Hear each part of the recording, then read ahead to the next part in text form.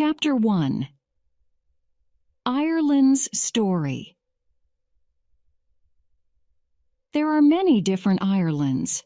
One Ireland is a country with beautiful high mountains, big empty beaches, long deep rivers. People go there to fish and swim and walk. They love Ireland because it is so quiet and because the Irish people are so nice and friendly. Another Ireland is a country of stories and music. Most Irish people can sing, and many famous musicians are Irish. A lot of the most famous writers in the English language are Irish too. But some people in Ireland speak only or mostly Irish. Now look again at Ireland. It is not only a quiet, beautiful, friendly place. It is also a country of blood, bombs, and death. Between 1968 and 1998, thousands of people in Northern Ireland died. But most Irish people are not interested in bombs and guns. What is Ireland really like? What can you see there? And what happened hundreds of years ago in Irish history? Turn the page to begin reading Ireland's story. Chapter 2. Around the Island. Ireland is an island like a plate. It is higher on the outside than in the center. Because of this, the center of Ireland is full of beautiful lakes and rivers, and many people go there to fish and sail. Ireland's largest lake is Lough Neagh. Its longest river, the Shannon, is 260 kilometers long. It goes through many small lakes and two large ones, Lough Ree and Lough Derg. Most of Ireland's mountains are near the outside of the plate, near the sea. They are not very high. The highest is Carrantoo Hill, 1,040 meters, in the southwest. But they are beautiful and good places for walks. At the cliffs of Moher, in the west, you can look 200 meters straight down into the sea. The Giant's Causeway, in the north, is made of strange rocks, 2 meters tall, with 6 sides. There are hundreds of small islands in the sea around Ireland. On the Aran Islands, in the west, most people speak Irish, not English. Life has changed very little here in 100 years. Much of the north and west of Ireland is very beautiful. There are hundreds of flowers in the green fields, and there are wonderful beaches and lakes, called loughs in Ireland. The weather is warm and wet, with rain and sun nearly every day, but it is hard to farm here because of the rocks and mountains. The center and east of Ireland are very different. The land is good here, and Irish milk and meat are some of the best in the world. Farming is one of the most important jobs in Ireland. Thousands of horses live here too. Some of the best horses in the world come from Ireland, and Irish people sell horses to Britain, America, Australia, and Japan.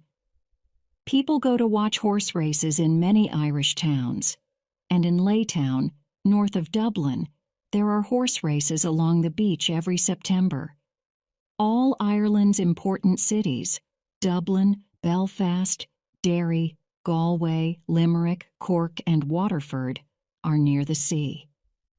If we look at Ireland's history, we will see why.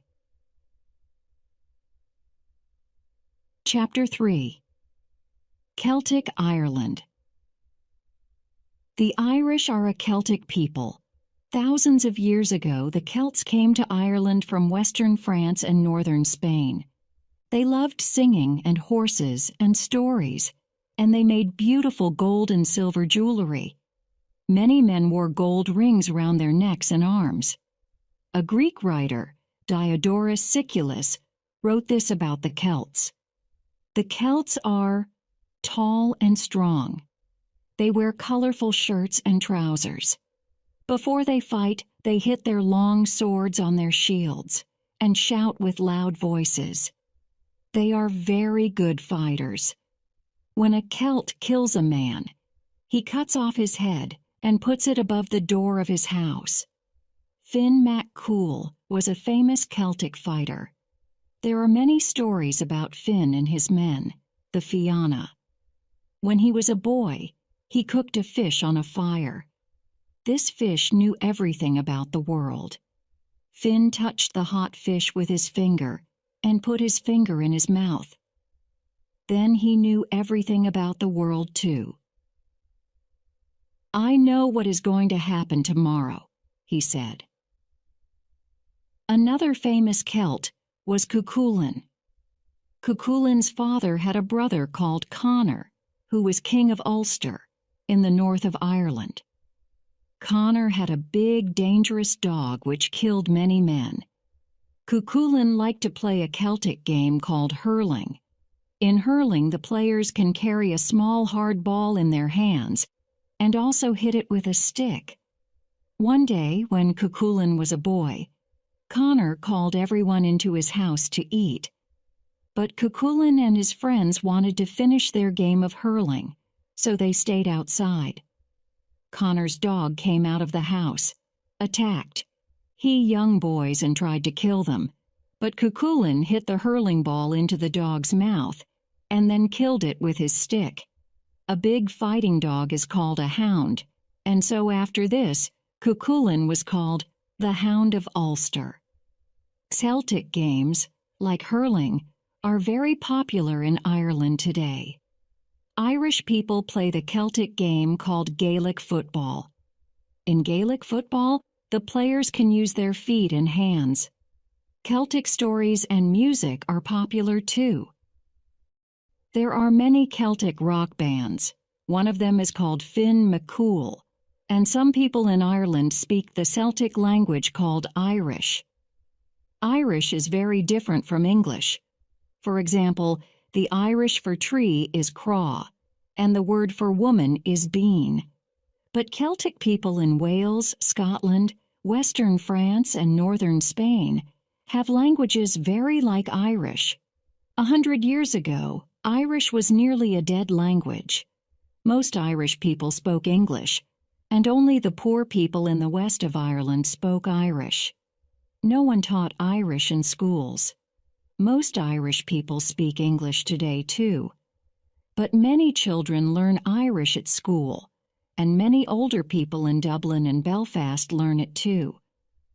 They can listen to the Irish language radio station, Radio na Gaeltachta, and watch Irish language television on TG4. The Irish language is popular again. Chapter 4. St. Patrick, the Church, and the Vikings. In 401, some Irishmen came to Britain. They took many people back to Ireland and sold them. One of these people was Patrick, who was only 16. For 6 years, young Patrick worked with sheep on a farm. Then, when he was 22, he ran away to France. He learned about God from monks at a school in a French monastery. In 432, he went back to Ireland to teach the Irish about God. The Irish kings listened to him, and he built an important church in Armagh. 100 years later, Ireland was one of the most important Christian countries in Europe, with beautiful churches and monasteries everywhere. Irish writers wrote famous, important books like the Book of Kells, which you can see in Dublin today, and there are pictures of St. Patrick in many Irish churches. Another Irish churchman, called Brendan, sailed to Scotland, Iceland, Greenland, and America in a small leather boat.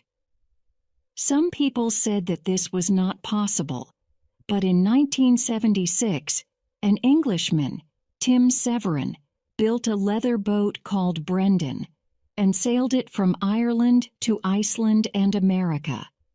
You can see the Brendan at Craigownawan in County Clare in the west of Ireland.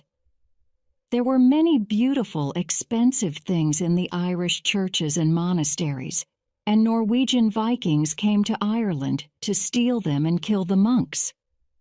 Because of this, the monks built tall, round towers beside their monasteries. When the Vikings came, the monks ran into the towers to hide. You can see these towers in Irish villages today. One of the most interesting Irish monasteries is on Skellig Michael. It is an island in the Atlantic 16 kilometers southwest of Ireland. It is a beautiful, windy place. The island is 240 meters high, and in bad weather no boats can get there. There is no danger here, the Irish monks thought. But they were wrong. In 824, Vikings came in their longships to attack Skellig Michael too. But some Vikings came to Ireland to stay. They built towns by the sea: Dublin, Cork, Waterford, and Limerick. The Celts liked to live in the country, but the Vikings lived in towns. Some of the Vikings married Celts and learned the Celtic language. The Vikings came to the north of Ireland too. One day, 2 different Viking ships came to a beautiful place in Ulster. Both groups of Vikings wanted to stay there and build a town, but there were too many of them. The 2 groups of Vikings looked at each other angrily. "We must fight," said a Viking from the first ship. "The winners will live and keep the land, and the losers will die." "No," said a man from the second ship. "I have a better idea. Let's race to the beach in our ships. The first man who holds the land in his hand can keep it. His people can stay, and the others must leave." So the 2 ships raced towards the beach. One man stood at the front of each ship, ready to jump down to the beach. Then one ship went in front of the other. The man in the first ship looked back at the second ship and laughed. "We're going to win," he said. "This land will belong to us." "No, it won't," said the man in the second ship angrily. "You will never win, never." Suddenly, he took out his sword and cut off his hand with it. Then he threw the hand over the heads of the men in the first ship. The hand fell on the beach, and its bloody fingers closed on the land. "This is our land," said the man with one hand. "It will never belong to you. Never, never, never." That is the story of the Red Hand of Ulster. You can see the red hand on the flags of Northern Ireland. To learn why it is so important, we need to learn a little more about Irish history. Chapter 5. The English come to Ireland. 1,000 years ago, Ireland had many kings, and they often fought each other. In 1152, one Irish king, Dermot MacMurrough, attacked another Irish king, Tiernan O'Rourke, and took his wife. Tiernan O'Rourke was the friend of a third king, Rory O'Connor. In 1166, Rory O'Connor was made king of all Ireland. At this time, Tiernan and Rory attacked Dermot MacMurrough, but Dermot escaped to England. Dermot then asked the King of England, Henry II, to help him to fight Rory and Tiernan. So in 1169, Henry's men came to Ireland and fought Rory and Tiernan, but they did not go home again. They took more and more of the land for themselves. They built cities by the sea and big castles. Henry called himself King of England and Ireland. But not all the Irish were happy about this. For the next 400 years, English kings tried to rule Ireland from Dublin, but it was very difficult. The Irish did not listen to the King of England. He was too far away. In 1536, the English church changed from Catholic to Protestant. So England was a Protestant country, but Ireland was still Catholic. For the Protestant English, their king was the most important man in the church, but for the Catholic Irish, the most important man was the Pope. the leader of the Catholic Church, in Rome. There was a lot of fighting in Ireland about this, and usually the English won. The kings of England took more land from the Catholic Irish and gave it to Protestant Englishmen and Scotsmen. This plan was called the Plantation of Ulster, because much of the land was in Ulster, in the north of Ireland. Englishmen from London built a new town in a place called Derry and called it Londonderry. The Catholic Irish were angry about this and wanted their land back. In 1641, the Catholics attacked the Protestants in Ulster. They took their houses and clothes and killed thousands of people. 8 years later, in 1649, Oliver Cromwell took an English army to Ireland. Cromwell was the leader of the English after the death of King Charles I. The English soldiers killed thousands of Catholics in a town called Drogheda. In 1685, the people of England and Scotland got a new king, James II. He was a Catholic, and he was not very popular. Many people wanted a different king, and in 1688, William of Orange, a Dutch Protestant, came to England. He was married to James's daughter Mary, and he wanted to be King of England, Scotland, and Ireland. In those three countries, people who wanted James to be king fought against people who wanted William to be king. Most of James's friends were Catholics in Ireland. With his help, they tried to get their land back again. They got most of it, but they could not get Londonderry. When they attacked it, the Protestants ran inside the city walls and closed the gates. For 105 days, the Catholic soldiers tried to get inside and kill them. The Protestants were cold and afraid and hungry. They ate cats and dogs and horses, but they did not open the gates. 15,000 people died during this time, which was called the Siege of Derry. At last, 3 Protestant ships came to Londonderry with food and soldiers, and the siege was over. After that, the new Protestant English king, William of Orange, won 2 very important battles against the Catholics: the Battle of the Boyne in 1690 and the Battle of Aughrim in 1691. The Catholic Irish didn't fight a big battle again for 100 years. So for the next 100 years, life was very difficult for the Catholic Irish. Keeping their land or going to Catholic schools or Catholic churches was very difficult, and they could not speak or vote in Parliament. All the important people in Ireland were Protestants, and all the big, beautiful houses and the best farms belonged to Protestants. In most countries, people read about history in books. In Ireland, history is alive today. Every year, Protestants in Londonderry march to remember 1688. In Belfast, on the 12th of July, Protestant Orangemen march with music and songs about King William of Orange, often called King Billy, and the Battle of the Boyne. Every year, Catholics are angry about these marches. Chapter 6: The Great Hunger. In 1795 and 1798, the Irish, with the help of French ships and soldiers, fought the British. But the British won, and many Irishmen, mostly Catholics, were killed. 3 years later, in 1801, the Act of Union made Ireland and Britain one country, with one parliament in London. For 100 years after this, Catholic Irishmen, called nationalists, wanted to change the Act of Union, and Protestants, called unionists, wanted to keep it. At this time, in the west of Ireland, many poor Catholics lived on very small farms. They had very little money, and often they had only potatoes to eat.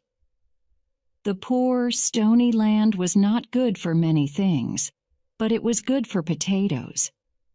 But in the 1840s, something killed the potatoes. One day they were fine, and then suddenly they were black and dead. The poor Irish farmers and their families had nothing to eat. Thousands of them died, and many more went on ships to America to find a new and better life. Some rich Protestants were happy when the poor farmers started to leave. They wanted to keep cows on their land, so they asked the ships to take the poor people away from Ireland to America.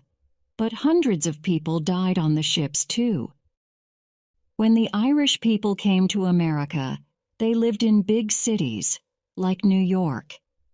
Every year on St. Patrick's Day, thousands of Americans march through New York and remember how Irish people died because there was no food. It is the biggest St. Patrick's Day parade in the world because so many Irish people live in America. When these poor Irish people died, the Irish language nearly died with them. Most Catholic churchmen spoke English, and the government told Irish teachers to use English in school. Only poor people spoke Irish. Irish is not important, the teachers and churchmen said. They thought that speaking English was more modern, but some people thought that this was wrong. In 1893, a group of Irish writers tried to help the Irish language. Irish is the language of the Irish people, they said. Many countries have a language, games, music, and stories that belong to them. We must have those things too. A lot of people agreed with them. These people called themselves Sinn Féin, which is Irish for we ourselves. At first, the people in Sinn Féin were only interested in Irish language, music, and games. But later, they began to think about other things too. We don't want to belong to Britain, they said. We want Ireland to be a free country. Chapter 7. Fighting to be free. By 1900, life was a little better for Catholics in Ireland. They could have land. They could vote and speak in Parliament. They had Catholic schools and churches. But most Catholics were very poor, and every year thousands of them went to America or Britain to look for work. Catholic Irish nationalists wanted to end the Act of Union. They wanted an Irish Parliament to decide about things in Ireland. But the Protestants did not want to give it to them. And not for the first time, they were ready to fight for the things that they wanted. In 1914, the British government decided to give Ireland an Irish Parliament. Ireland will still belong to Britain, they said. But the Irish Parliament will decide on Irish things, like Irish schools, roads, and police. Most Irish nationalists were happy about this, but the Protestant Unionists were angry. Most Protestants lived in Northern Ireland near Belfast. This part of Ireland is called Ulster. Soon the Protestant Unionist army began marching through the streets of Belfast with their leader, Sir Edward Carson. They wanted to keep the Act of Union. Ulster will fight, they said, and Ulster will be right. The British government did not know what to do. They wanted to give Ireland a parliament, but they did not want to fight the Unionists. But then, in 1914, the First World War started. Most of the Protestant Unionists, and many thousands of Irish Catholics, went with the British Army to fight against Germany. But many Irish nationalists stayed in Ireland. We don't want to fight the Germans, they said. We want the British to leave Ireland. Perhaps the Germans can help us. In 1916, a group of Irish nationalists, mostly Catholics, decided to fight for a free Ireland. They were interested in Irish music, Irish history, the Irish language, and Irish games. But now they bought guns in Germany and tried to bring them to Ireland in a German ship. Their leader, Patrick Pearse, wanted much more than an Irish parliament. He wanted Ireland to be free from Britain. On Easter Monday, 1916, Pearse and his men went into the post office in the middle of Dublin.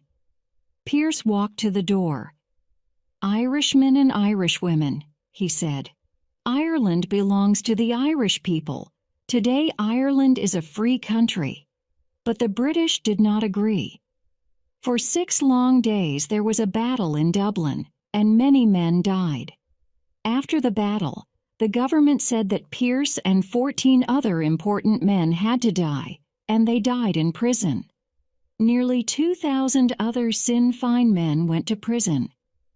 Easter Monday 1916 was a very important day in Irish history.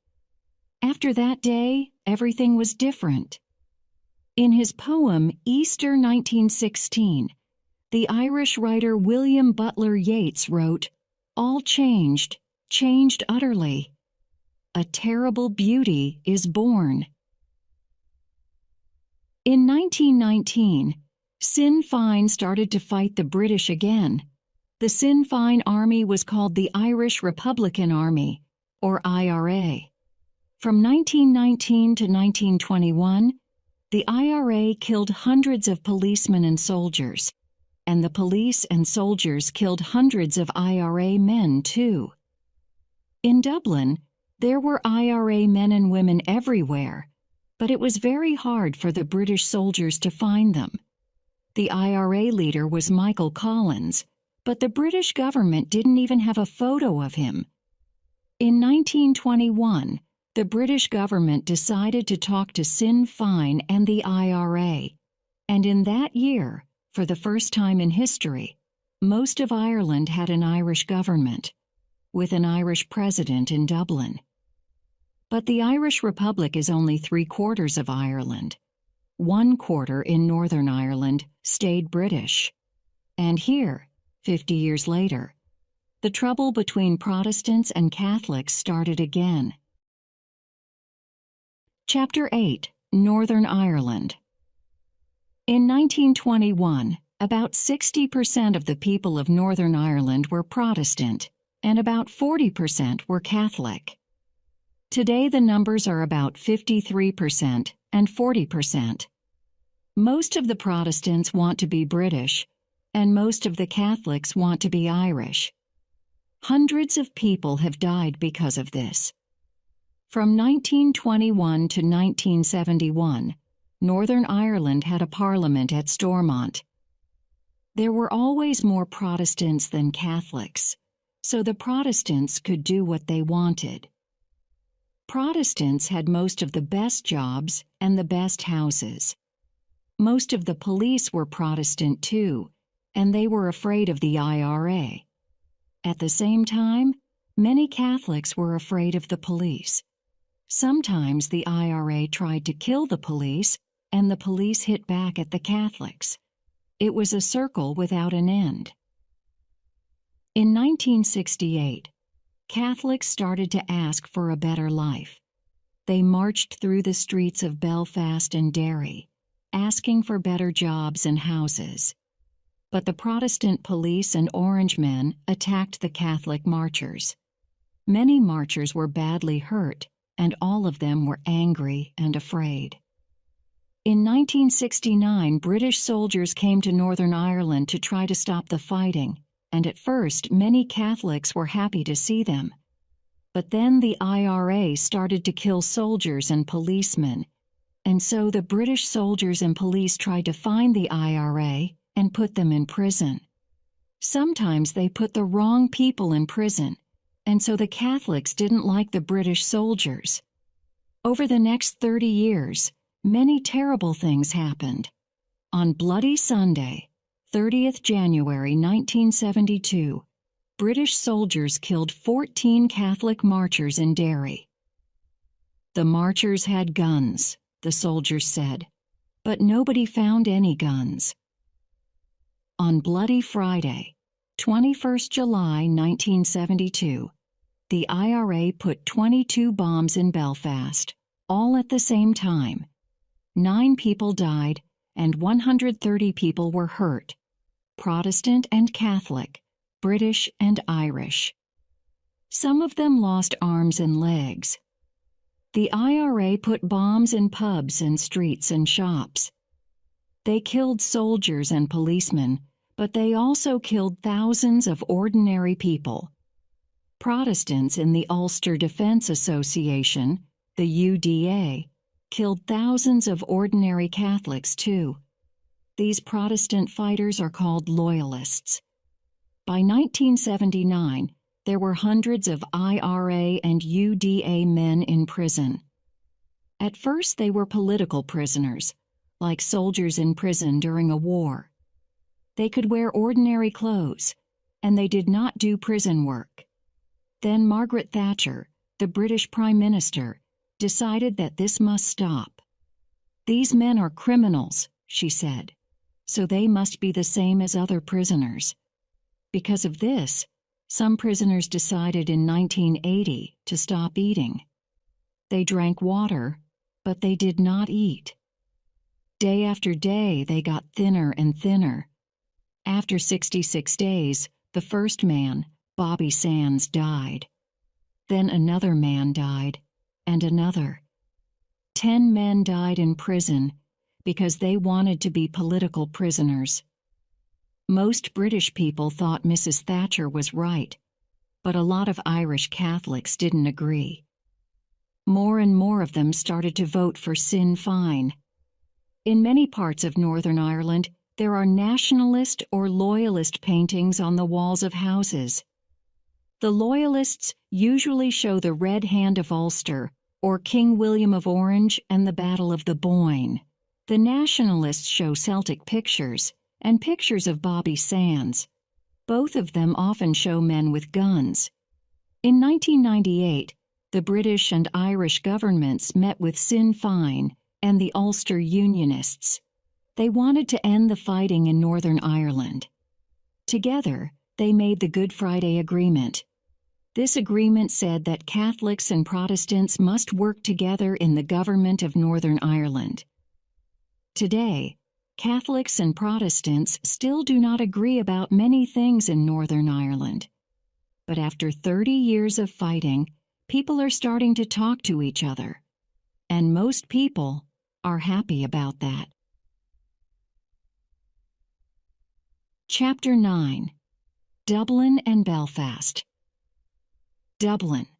Dublin is the most important city in the Republic of Ireland. Its population, the number of people who live there, is 496,000. The River Liffey goes through the center of Dublin. Some people say that Ireland's famous black beer, Guinness, is water from the River Liffey, but it is not true. But you can walk beside the river and drink Guinness in a pub when you are thirsty. One of the most beautiful buildings beside the river is the Custom House. There is a nice walk along the river from the Custom House to the O'Connell Bridge. North of the bridge is O'Connell Street. Here you can see the post office, famous for Easter Monday 1916. Not far from here is St. Mary's, Dublin's biggest Catholic church. South of O'Connell Bridge is Trinity College, Ireland's oldest and most famous university. In here you can see Ireland's oldest books, like the Book of Kells, which is 1,000 years old. The beautiful Bank of Ireland is opposite Trinity College. Ireland's first parliament was in this building. Near Trinity College you can see the famous statue of Molly Malone. People say that she was a poor but beautiful girl who sold fish called cockles and mussels on the streets to make money. But sadly, she died when she was still young. There is a famous Irish song about Molly. In Dublin's fair city, where the girls are so pretty, I first set my eyes on sweet Molly Malone, as she wheeled her wheelbarrow down streets broad and narrow, singing cockles and mussels alive, alive, oh. Some of Ireland's best town houses are in Merrion Square. Many of Ireland's most famous writers, soldiers, and leaders lived here. They walked and talked in the small park in the square, or in St. Stephen's Green, not far away. Between Merrion Square and St. Stephen's Green is Leinster House, the home of Ireland's Parliament today. Dublin also has Phoenix Park, one of the largest parks in Europe. Ireland's president lives here, in a house called, in Irish, Áras an Uachtaráin. Not far away from the Phoenix Park is the old Kilmainham Prison. Here, visitors can see how some of Ireland's most famous men and women lived in prison. Dublin is a city of theaters, music, and fine shops too. And there are dozens of pubs, big and small. Many people like to go to the pub to drink beer, talk, and tell stories. For example, there's a story about a visitor and an Irish farmer in the country. "Excuse me, can you tell me the way to Dublin, please?" the visitor asks. The farmer thinks for a long time. Then he says, "No, I'm sorry. If you want to go to Dublin, this is the wrong place to start." Belfast, population 276,000, is the biggest city in Northern Ireland, famous for the ships, aeroplanes, and clothes that were made here. The Titanic was built here in the Harland and Wolff shipyard. In 1912, the Titanic was the biggest, fastest, most expensive ship in the world. "This ship can never sink," people said. But when the Titanic went to sea for the first time, it sank, and about 1,500 people died. Many of them were poor Irish people who wanted to start a new life in America. Now this part of the city is called the Titanic Quarter, and it has new shops, offices, bars, cafes, and hotels. But you can still see the big Harland and Wolff cranes, called Samson and Goliath, from all over Belfast. At Victoria Square, in the center of Belfast, there are new shops, restaurants, and cinemas.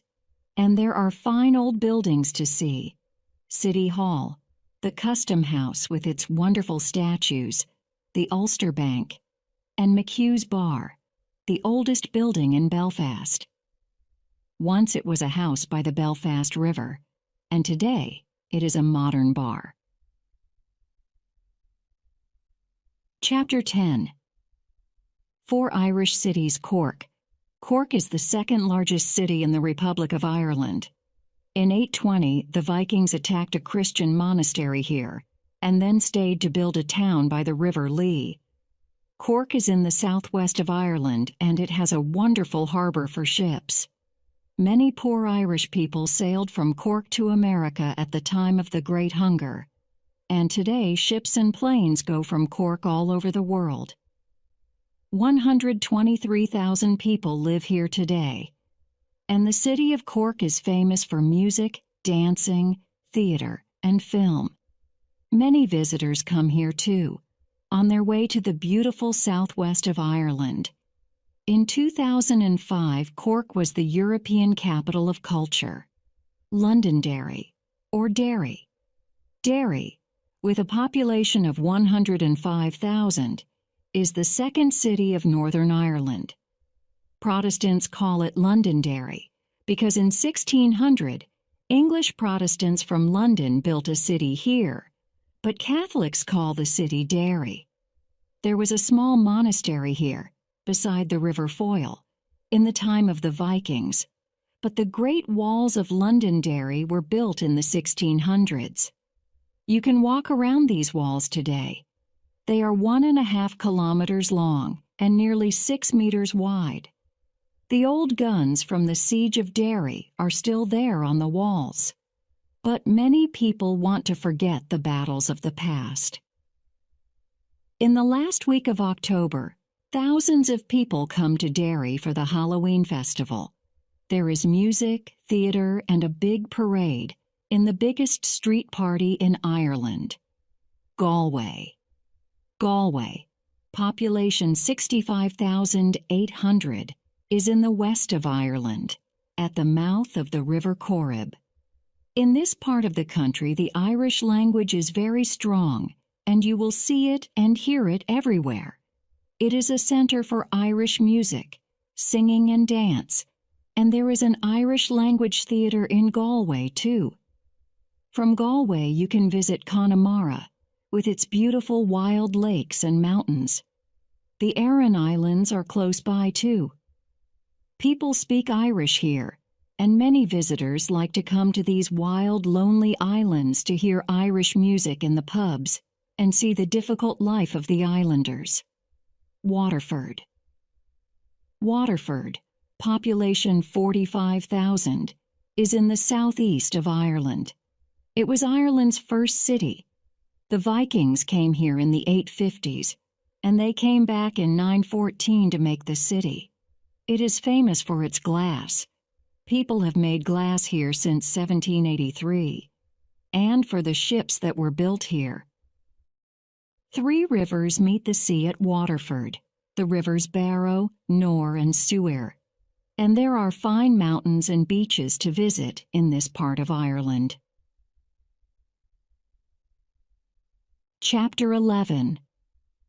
Stories, Music, and Dancing. Irish people love stories, and many great writers were born in Ireland. Jonathan Swift, 1667 to 1745, was a churchman in Dublin. In his book Gulliver's Travels, a man called Gulliver visits many strange countries. In Lilliput, all the people are about 10 centimeters high, and in the country of the Houyhnhnms, horses are cleverer than people. But when Gulliver comes home, nobody believes his stories. James Joyce, 1882 to 1941, wrote all his stories about Dublin. His most famous book, Ulysses, is 700 pages long. It is the story of everything that one man, Leopold Bloom, does in Dublin in one day, 16th June, 1904. And every year on 16th June, Bloomsday, people visit Dublin to talk about Ulysses and to visit the places in the story. Joyce's friend, Samuel Beckett, 1906 to 89, won the Nobel Prize for his work in the theater. His most famous work, Waiting for Godot, is about 2 poor Irish men who are waiting for a man called Godot. Perhaps Godot is a man. Perhaps he is God. They don't know. But he never comes. Joyce and Beckett were born in Ireland, but they went to work and live in France. They had new and exciting ideas, and some people in Ireland did not like them. To the Irish government and the Catholic Church, books like Ulysses were wrong. And after 1929, Irish people could not buy books like these in the shops. Life was difficult in other ways, too. Many people had large families and little money. Ireland was a poor country, and it was difficult to find work. Every year, many young people left Ireland to look for work in other countries. Because of these things, some singers, too, were very angry about life in Ireland. Bob Geldof was born in Ireland in 1951. His mother died when he was 7, and his father was often away from home, so young Bob was often alone. He saw many poor people in Dublin, and his band, the Boomtown Rats, sang loud, angry songs. In their song Banana Republic, they said Ireland was a poor country with a bad government and too many police and churchmen. Everywhere I go now, and everywhere I see the black and blue uniforms, police and priests, Bob Geldof wanted to change the world. And in 1985, he planned some concerts called Band Aid and Live Aid.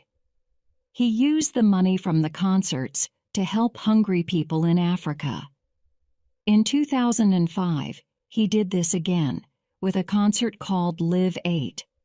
With another Irish musician called Bono, Bob Geldof asked the presidents of many countries to give help to Africa. Bono is from an Irish group called U2. Some people say that U2 are the biggest rock band in the world. Like Bob Geldof, the band do a lot of work to help the poor people of the world. Two other famous Irish pop groups are the boy bands Boyzone and Westlife. There are famous women singers too, like Sinead O'Connor, Enya, and Aoife Ní Fiare. There are many famous singers and writers from Northern Ireland too. Seamus Heaney was born in 1939 on a farm near Derry. In 1995, he won the Nobel Prize for his poems, and people read them all over the world. The famous singer Van Morrison grew up in Belfast in the 1950s.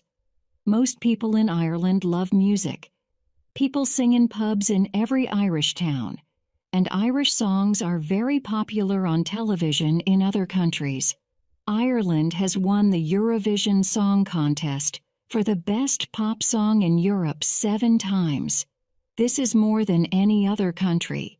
The Irish word for party is tailí, a time for people to play music, tell stories, and dance. For hundreds of years, the Irish people have loved dancing at Sealy's. In the 1700s, dancing teachers went from town to town.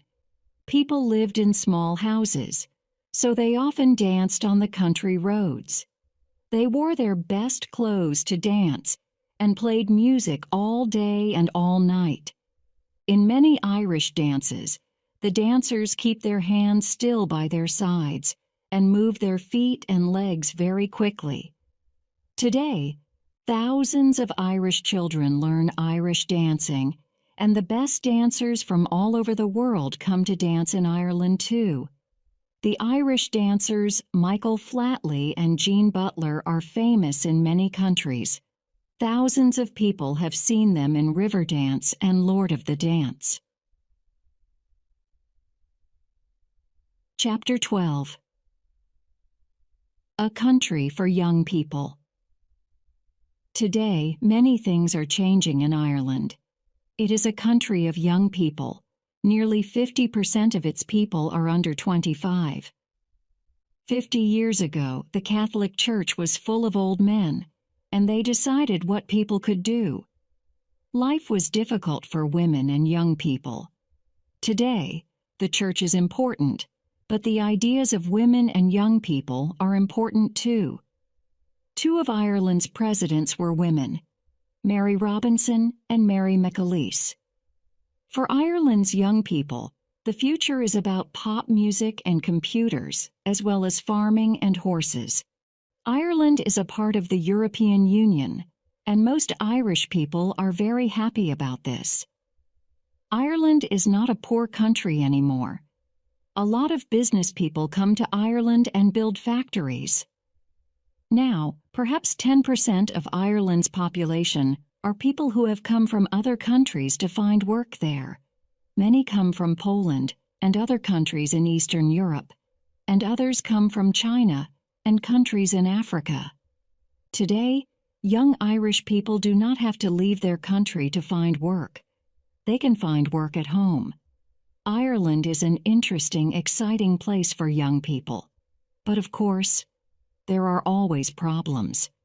There is more crime in Ireland than before, and in Northern Ireland, the problems are not over. Every year, the Protestant Unionists march through the streets with their music. "We will always be British," they say, and they sing about William of Orange. "The British must leave Ireland," say the Catholic nationalists in Sinn Féin.